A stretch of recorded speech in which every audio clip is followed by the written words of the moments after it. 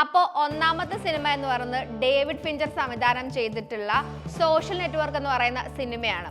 ഇത് മാർക്ക് സുക്കർബർഗിന്റെ ജീവിതത്തെ അടിസ്ഥാനമാക്കിയുള്ള ഒരു സിനിമയാണ്. ഈ സിനിമ എന്ന് പറയുന്നത് വളരെ വ്യക്തമായിട്ട് ബിസിനസ്സുകളെ പറ്റിയും ബിസിനസ്മാന്റെ മൈൻഡിനെ പറ്റിയൊക്കെ പറയുന്ന ഒരു സിനിമയാണ്. ഈ മാർക്സും അതേപോലെ തന്നെ അദ്ദേഹത്തിന്റെ സുഹൃത്തും ചേർന്ന് ഫേസ്ബുക്ക് ഉണ്ടാക്കുന്ന കാലത്തുള്ള സ്ട്രഗിളുകളെ പറ്റിയൊക്കെ വളരെ വ്യക്തമായിട്ട് ഈ സിനിമ പറഞ്ഞു പോകുന്നുണ്ട്. പക്ഷേ ഇതിൽ ഏറ്റവും പ്രാധാന്യം അർഹിക്കുന്നത് ഈ സിനിമ ഡീൽ ചെയ്യുന്നൊരു പണവും അല്ലെങ്കിൽ ബിസിനസ്സുമായി ബന്ധപ്പെട്ട ഒരു ഐഡിയ ആണ്.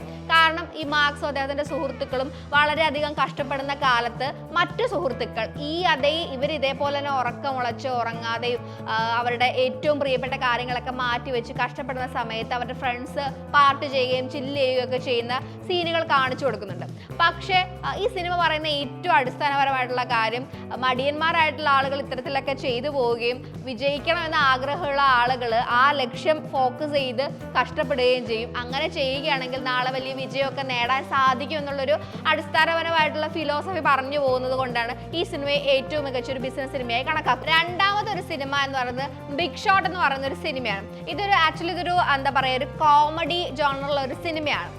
നമ്മുടെ ക്രിസ്ത്യൻ ബെയിലൊക്കെയാണ് ഇതിനകത്ത് പ്രധാന കഥാപാത്രങ്ങളെ അവതരിപ്പിച്ചിട്ടുള്ളത്. ഈ സിനിമ പറഞ്ഞു വെക്കുന്നത് ഷെയർ മാർക്കറ്റിലെ ഫ്രോഡുകളെ എങ്ങനെ കണ്ടെത്താൻ സാധിക്കും, അല്ലെങ്കിൽ അതിനെ എങ്ങനെ മനസ്സിലാക്കാം, അല്ലെങ്കിൽ അതിൽ നിന്ന് എങ്ങനെ നമുക്ക് രക്ഷപ്പെടാം എന്നൊക്കെ തുടങ്ങിയിട്ടുള്ള കാര്യങ്ങളെ പറ്റിയിട്ടുള്ള ഒരു ബേസിക് ആയിട്ടുള്ള ഒരു അറിവ് നമുക്ക് പകർന്നു തരുന്ന ഒരു സിനിമയാണ് ഈ പറയുന്ന സിനിമ. ഈ സിനിമയും ബിസിനസ്സുമായി ബന്ധപ്പെട്ട് വളരെയധികം പ്രാധാന്യം അർഹിക്കുന്ന ഒരു സിനിമ തന്നെയാണ്. ജെന്നിഫർ ലോറൻസ് അഭിനയിച്ചിട്ടുള്ള ജോയി എന്ന് പറയുന്ന സിനിമയാണ് മൂന്നാമത് വരുന്നത്. ഈ സിനിമ എന്ന് പറയുന്നത് വളരെയധികം എന്താ പറയുക, ഒരു ബിസിനസ് എന്റർപ്രണറുടെ ഒരു കഥ പറയുന്ന അല്ലെങ്കിൽ അവരുടെ ജീവിതത്തെ പറ്റി പറയുന്ന ഒരു സിനിമയാണ്. അപ്പം ഈ സിനിമയിൽ എന്ന് പറഞ്ഞിട്ടുണ്ടെങ്കിൽ ഈ നായിക കഥാപാത്രം ആയിട്ടുള്ള സ്ത്രീ ഒരു വിഡോവറാണ്. അതിൻ്റെ ഒപ്പം തന്നെ വളരെയധികം കഷ്ടപ്പാടുകൾ അനുഭവിക്കുന്ന ഒരു സ്ത്രീയാണ്. ആ ഒരു അവസ്ഥയിൽ നിന്ന് എങ്ങനെ അവർ ജീവിത വിജയത്തിലെത്തി എന്ന് പറയുന്ന ഒരു സിനിമയാണ് ജോയ് എന്ന് പറയുന്ന സിനിമ. ഇതും മികച്ചൊരു ബിസിനസ് സിനിമകളിൽ ഒന്നായിട്ടാണ് കണക്കാക്കുന്നത്. അടുത്തത് ബ്രാഡ് പിറ്റും മാഗ്നറ്റ് റൂബിയും മെയിൻ കഥാപാത്രങ്ങളായി അഭിനയിച്ച ബാബിലോണ എന്ന് പറയുന്ന ഒരു സിനിമയാണ്. ഈ സിനിമയും വളരെ നല്ലൊരു ബിസിനസ് കാര്യങ്ങളെ ഡീൽ ചെയ്യുന്ന ഒരു സിനിമയാണ്. ഇതൊരു കോമഡി ജോണറിൽ നീങ്ങുന്ന ഒരു സിനിമയാണെങ്കിൽ പോലും ഒരു പവർ പാക്ക് ആയിട്ടുള്ള ആക്ഷൻസ് ഒക്കെ ഉള്ള ഒരു സിനിമ തന്നെയാണ് ഇത്. ഈ സിനിമയിൽ പറഞ്ഞു പോകുന്ന കാര്യം എന്ന് പറഞ്ഞിട്ടുണ്ടെങ്കിൽ എന്തുകൊണ്ടാണ് പണക്കാര് അമേരിക്കയിൽ പണക്കാരായി തന്നെ തുടരുന്നതും പാവപ്പെട്ടവർ എന്തുകൊണ്ടാണ് പാവപ്പെട്ടവരായി നിലനിൽക്കുന്നതെന്നും എന്ന് പറയുന്ന ഒരു കോംപ്ലക്സ് ആയിട്ടുള്ള കാര്യത്തിനെ ഡീൽ ചെയ്യുന്നു എന്നതുകൊണ്ടാണ് ബാബിലോണ വളരെയധികം ഫേമസ് ആവുന്നത്, ഒരു ബിസിനസ് സിനിമയായി നിലനിൽക്കുന്നത്. പോരാത്തതിന് ഇതൊരു ഗാംബ്ലിംഗ് ബേസ് ചെയ്തിട്ടുള്ള സിനിമയാണ്. അതുകൊണ്ട് തന്നെ ഈ കാര്യങ്ങളിലേക്കൊക്കെ പോവാതിരിക്കുക, അല്ലെങ്കിൽ ആ കാര്യങ്ങളെ പറ്റി വ്യക്തമായ ബോധ്യമില്ലാതെ അതിലേക്ക് പോവാതെ ഇരിക്കുക എന്നുള്ളൊരു കാര്യം കൂടി നിങ്ങൾ ശ്രദ്ധിക്കേണ്ടതുണ്ട്. അടുത്തത് മാർട്ടിൻ സ്കോർസെസിന്റെ വൂൾഫ് ഓഫ് വാൾ സ്ട്രീറ്റ് എന്ന് പറയുന്നൊരു സിനിമയാണ്. ഡിയോ കാപ്രിയോ ആണ് ഇതിന്റെ പ്രധാനപ്പെട്ട നടനായിട്ട് അഭിനയിച്ചിട്ടുള്ളത്. ഇതിനകത്തൊരു ഫേമസ് ആയിട്ടുള്ള സീനൊക്കെ ഉണ്ട്. ആ സീൻ എന്ന് പറയുന്നത് ഒരു പേന എങ്ങനെ വിൽക്കുക, അല്ലെങ്കിൽ ഒരു സെയിൽസ്മാന്റെ ജീവിതകഥയാണ് സിനിമ പറഞ്ഞത്. അപ്പോൾ ഒരു പേന എങ്ങനെ വിൽക്കുക എന്ന് പറയുന്ന രീതിയിൽ ഒരു ഫേമസ് ആയിട്ടുള്ള സീൻ ഉണ്ട്. അതിൻ്റെ ഒരു ചെറിയ കോപ്പി ഇമാനുവൽ എന്ന് പറയുന്ന മമ്മൂട്ടി ചിത്രത്തിലും അഡാപ്റ്റ് ചെയ്ത് വന്നിട്ടുണ്ട്.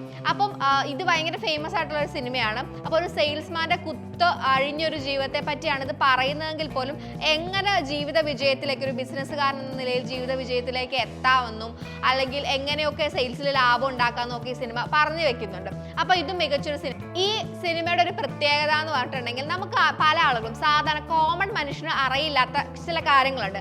ഹൗ ടു മാനിപ്പുലേറ്റ് അതേഴ്സ്, എങ്ങനെ നമുക്ക് ബാക്കിയുള്ള ആളുകളെ മാനിപ്പുലേറ്റ് ചെയ്ത് നമുക്ക് ഇഷ്ടമുള്ളതുപോലെ അവരെ ആക്കി തീർക്കുക, അല്ലെങ്കിൽ അവരെ എങ്ങനെ യൂസ് ചെയ്യാം എന്നുകൂടി ഈ സിനിമ പറഞ്ഞു വെക്കുന്നുണ്ട്. അങ്ങനെ നോക്കുമ്പോഴും ഈ സിനിമ ഒരു മികച്ച ബിസിനസ് സിനിമ തന്നെയാണ്. അടുത്തത് മരിയ പുസോയുടെ എല്ലാവരും കേട്ടിട്ടുള്ള സിനിമയായിരിക്കും ഗോഡ് ഫാദർ എന്ന് പറയുന്ന സിനിമ. ആ സിനിമയും ഒരു മികച്ച ബിസിനസ് സിനിമയായിട്ടാണ് കണക്കാക്കുന്നത്. എങ്ങനെ ഒരു സാധാരണക്കാരനായിട്ടുള്ള മനുഷ്യൻ ബിസിനസിന്റെ ഏറ്റവും വലിയ മേഖലകളിലേക്ക് എത്തി എന്ന് പറയുന്ന 3 പാർട്ടായിട്ടുള്ള ഒരു സിനിമയാണിത്. ഏകദേശം 3.5 മണിക്കൂറാണ് ഓരോ സിനിമയ്ക്കും വരുന്നത്. അപ്പോൾ ഈ സിനിമയിൽ എങ്ങനെ ഒരു ബിസിനസ്സുകാരൻ അയാളുടെ എല്ലാ സാമ്രാജ്യങ്ങളും അല്ലെങ്കിൽ സാമ്രാജ്യങ്ങൾ കെട്ടിപ്പടുക്കുക എന്നുള്ള ഒരു തീമാണ് ഇതിനകത്ത് പറയുന്നത്. എതിരാളികളെ എങ്ങനെ മാനിപ്പുലേറ്റ് ചെയ്ത് ബിസിനസ്സിൽ നിന്ന് ഒഴിവാക്കാം, അല്ലെങ്കിൽ എങ്ങനെ അവരെ നൈസായിട്ട് വേറെ രീതിയിൽ ഒഴിവാക്കാം എന്നെല്ലാം ഈ സിനിമ കാണിച്ചു തരുന്നുണ്ട്. ഒപ്പം തന്നെ ഒരു ബിസിനസ്സുകാരന് ഏതെല്ലാം രീതിയിൽ ഒരു സിസ്റ്റത്തിനെ അല്ലെങ്കിൽ ഒരു സൊസൈറ്റിയെ ഫങ്ഷൻ ചെയ്യിപ്പിക്കുക, അല്ലെങ്കിൽ എങ്ങനെയെല്ലാം അതിനെ പ്ലേ ചെയ്യിപ്പിക്കുക എന്നുകൂടി കാണിച്ചു തരുന്ന ഒരു സിനിമയാണിത്. അപ്പം ഒരു ബിസിനസ്സുകാരൻ എങ്ങനെ ആണ് അയാളുടെ സാമ്രാജ്യം ഉണ്ടാക്കുന്നതെന്നും അല്ലെങ്കിൽ എങ്ങനെ അതിൽ നിലനിൽക്കുന്നു എന്നൊക്കെ കാണിക്കുന്ന ഒരു സിനിമയാണ് ഗോഡ് ഫാദർ. ഇതും മികച്ചൊരു ബിസിനസ് സിനിമയായിട്ട് തന്നെയാണ് കണക്കാക്കുന്നത്. അടുത്ത് ജെറി മാർക്കോ എന്ന് പറഞ്ഞിട്ടുള്ള ടോം ക്രൂസ് അഭിനയിച്ചിട്ടുള്ള ഒരു സിനിമയാണ്. ഈ സിനിമയും ഒരു ബിസിനസ്സുകാരന്റെ കുത്തഴിഞ്ഞ ജീവിതത്തെ പറ്റിയൊക്കെ ഡീൽ ചെയ്യുന്ന ഒരു സിനിമയാണെങ്കിൽ പോലും ഈ സിനിമയുടെ ആദ്യത്തെ ഒരു 20 മിനിറ്റ് എന്ന് പറയുന്നത് എങ്ങനെ നമുക്ക് സക്സസ്ഫുൾ ആയിട്ട് ബിസിനസ് ചെയ്യാം, എങ്ങനെ ബിസിനസ്സിൽ മികച്ചു നിൽക്കാം എന്നൊക്കെ പറയുന്ന ഒരു സിനിമയാണ്. അപ്പോൾ ആദ്യത്തെ 20 മിനിറ്റ് എന്ന് പറഞ്ഞാൽ ബിസിനസ്സുകാർക്ക് അല്ലെങ്കിൽ ബിസിനസ് ആഗ്രഹിക്കുന്ന മനുഷ്യർക്കൊക്കെ ഏറ്റവും അധികം ഇഷ്ടപ്പെടുന്ന ഒന്നാണ്. അതിൻ്റെ ഒപ്പം തന്നെ ഈ ബിസിനസ്സിലൊക്കെ തിളങ്ങി നിൽക്കുന്ന സമയത്ത് എങ്ങനെ ബാക്കിയുള്ള ആളുകൾ നമ്മുടെ കൂടെ ഉണ്ടാകും, അത് നമുക്ക് നഷ്ടമാകുമ്പോൾ ആളുകൾ എങ്ങനെ പ്രതികരിക്കും അല്ലെങ്കിൽ എങ്ങനെയായിരിക്കും അവർ ബിഹേവ് ചെയ്യുന്നതെന്ന് ഉള്ള രീതിയിൽ വളരെ വ്യക്തമായിട്ട് ബിസിനസിന്റെ കയറ്റ ഇറക്കങ്ങളെ പറ്റി പറഞ്ഞിട്ടുള്ള ഒരു സിനിമയാണിത്. ഇത് മികച്ചൊരു ബിസിനസ് സിനിമ തന്നെ. അടുത്ത 2003 ഇറങ്ങിയിട്ടുള്ള ഡെവിൾസ് വിയർ പ്രാഡ എന്ന് പറഞ്ഞിട്ടുള്ള അന്ന ഹാത്വേയുടെ ഒരു പടമാണ്. ഈ സിനിമ എന്ന് പറയുന്നത് എങ്ങനെ നമുക്ക് മാർക്കറ്റിംഗ് ടെക്നോളജി അല്ലെങ്കിൽ ഒരാളെ ഏത് രീതിയിൽ മാർക്കറ്റ് ചെയ്യുക അല്ലെങ്കിൽ അയാളെ എങ്ങനെ ഒരു ബ്രാൻഡ് വാല്യൂവിലേക്ക് കൊണ്ടുവരാം എന്നൊക്കെയുള്ള കാര്യങ്ങൾ ഡീൽ ചെയ്യുന്ന ഒരു സിനിമയാണ്. ഈ സിനിമയുടെ ഒരു മെയിൻ ആയിട്ടുള്ള തീം എന്ന് പറയുന്നത് ഈ അന്ന ഹാത്വേ ഈ ഒരു ഫേമസ് ആയിട്ടുള്ള ഡിസൈനറുടെ അവരുടെ ഗ്രോത്തിനെയൊക്കെ എൻഹാൻസ് ചെയ്യാൻ വേണ്ടിയിട്ടുള്ള ഒരു ലേഡി ആയിട്ടാണ് ഇവർ വരുന്നത്.